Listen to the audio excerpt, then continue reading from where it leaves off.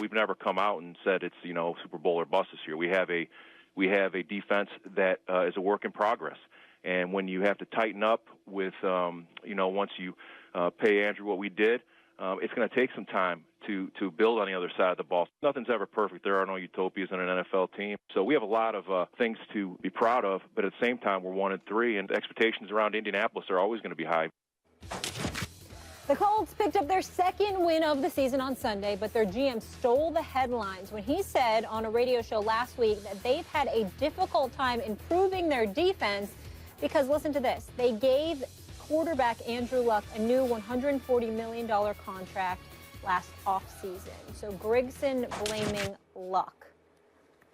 Stephen A., should he be fired after those comments? I think so.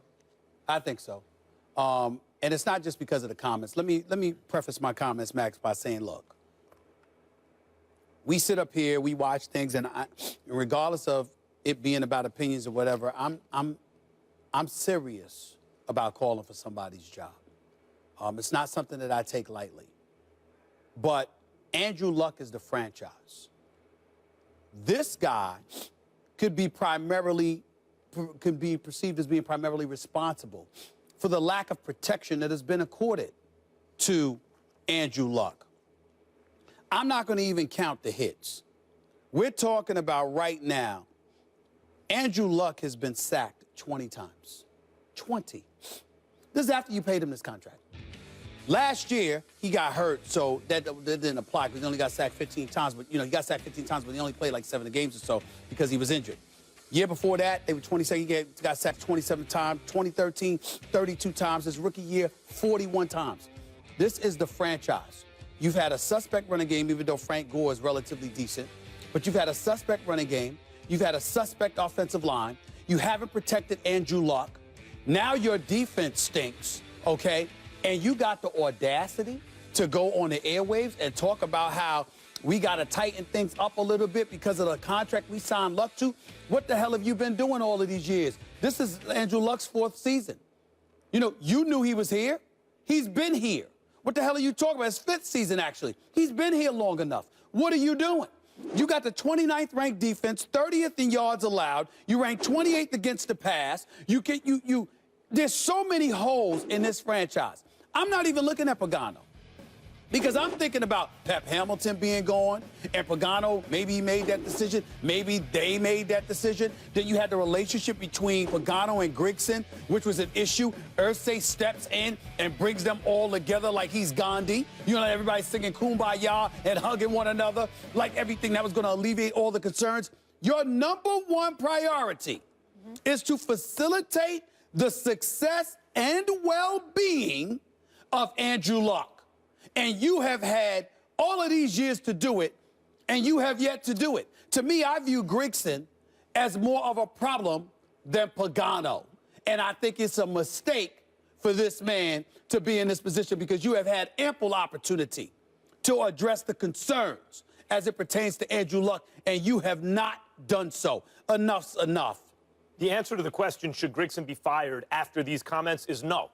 You don't fire him now. I don't know what that does for the team at this moment in time anyway. And although I really don't like these comments, because essentially what Grigson is saying is it's a hard cap league. I mean, you got to rob Peter to pay Paul. That's the way it works.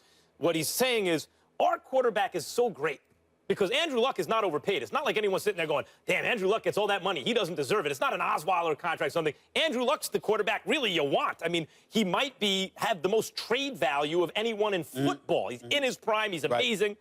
He can run. He can throw. The whole thing. Are you actually arguing that because you have such an awesome quarterback, you can't afford a defense? Because that's what he's arguing. Because every other GM in the league has the same issues. You're going to have to pay some players. That means there's less money to pay other players. So you got to draft well. You got to find the right free agents, etc. You got to do it. That's your job. This is why he shouldn't be fired for saying it. Because if you're being interviewed or you're in the media and you are asked to describe or explain that can frequently sound like an excuse, and sometimes it is an excuse. And he should know better than to describe or explain in a way that sounds like an excuse. I don't like what he said at all. But I don't think that's grounds for losing your job. No. Why isn't your defense better? We couldn't afford a lot of good defensive players. But I'm not, you're going to lose your job over that? But I'm not saying that the man should receive a pink slip because of a quote. That would be asinine. I'm saying that the quote has everything to do with you and the dereliction of duty that you performed on the job. So when you sit up there and you explain it away, it's like you're pointing a finger at somebody else. Agreed. You are the problem. But, and Irsay was supposed to make a move on them this offseason and decided to bring them together. And decided to bring them together. He extended them long term. He extended them and talked about, we're going to pull this, we're going to stick together, we're going to make amends, we're going to get this thing right, et cetera, et cetera. But everything's about Andrew Luck. The man has been sacked. He's not being protected. We didn't even count the amount of times he's been hit. You've got a guy in Grigson. The guy gave up a first-round pick for Trent Richardson. The guy has made free agent flops. He's made draft pick flops. Everything can be directly pointed to him. And by the way, Max, nothing's happening during the season. So he's the one guy you can afford to get rid of. I don't think it would be different if it's a coach. The GM, what the hell is he doing anyway? Well, here's the problem. If the Colts win at Houston next Sunday night, they're in a tie for first place. So you're going to fire the GM of a team, and they could easily win at Houston. The way Houston's looked recently, and Andrew Luck, by the way, even with no protection, is on his way to about a 5,000-yard passing season. Do you stop that? That has nothing to do with this. Well, I mean, because he's excellent. No, they have a chance to win at Houston. Andrew Luck is excellent. Yes, and they paid him $140 million. So let me ask you this question. Sure. Your quarterback, you the owner. Your quarterback is the franchise. Sure. He's a stud. Max believes he's going to be league MVP, right? Yeah. And then everything that I can point to is a direct correlation in terms of the deficiencies that are attached to him, in terms of the health hazard that he's become because of his situation. Every single thing that is potentially detrimental to him, you can point to me as being the cause for that. Yeah. You keeping me around? Grigson's done a bad job. You keeping me around? But not because of these comments. Let me just say. I didn't say that. Here's the bottom line. Here's the bottom line. You have this much money to spend. You have this many draft picks to choose, right? In the end, however you do it, whether it's you protect your quarterback well or you sacrifice that because you're not good enough to do both, so you either have to have a good quarterback or you have to have protection for the quarterback or you have to sacrifice defense, whatever it is, because you're not good enough to get it all done, which Grigson hasn't been. But however you do it, if you want to end the season in first place, if you end the season with a playoff win, and the Colts... That's why I'm trying to stop you, because I'm trying to ask you a question. First place I'm trying to stop you because I'm trying to ask you a question. Did you believe that Grigson should have been brought back this season? Well, Max, let me ask you a question. Didn't the Colts have 3 consecutive 11-5 seasons and go to the playoffs and advance from the wild card to the divisional playoffs to the AFC Championship game before Andrew Luck got hurt last year? So why did you want Grigson gone? Well, you enumerated some of the reasons: bad trades, bad drafting. So what I'm trying to say to you is this. And then they were falling off after those 11-5 So what I'm saying to you, then what the hell are you bringing up first place for potentially now? It don't mean anything because it's despite him, not because of him. No. Because in the end, the argument right now that he's making is I had to use a certain number of resources here. I have finite resources. Therefore, I didn't have enough to use over there.